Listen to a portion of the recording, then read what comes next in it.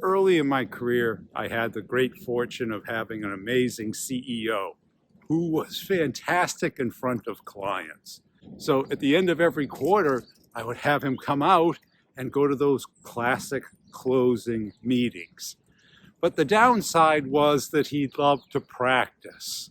So from the time I picked him up at the airport and to the time I left him at the hotel, early the next morning, we would practice the presentation, the objections, what they want to talk about, the history behind the account, each person who was going to be in the meeting. And one time I was in a bad mood. I had a busy week. And I asked him, I go, come on, you know how to do this. Why do we have to continue to practice? And he goes, guess how I know how to do this? He goes, Brian, you have to understand, you can learn how to do this in a couple of hours. It takes you a lifetime to become great at it. And do you want me to be okay at it, or do you want me to be great at it? Guess which one I wanted. It's not just that you know how to sell, it's how well you do it.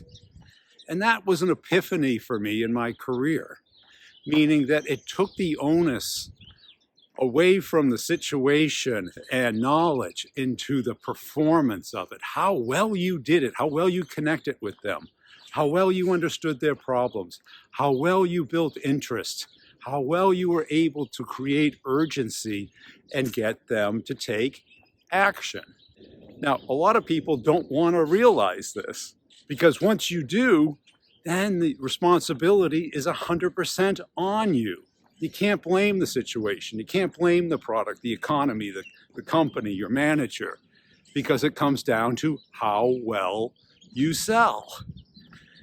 And from that point forward, I focused on that, not just reading books and gathering the knowledge and documenting it. I became a performance salesperson where it was 100% about how well I did it. And that's when my career took off.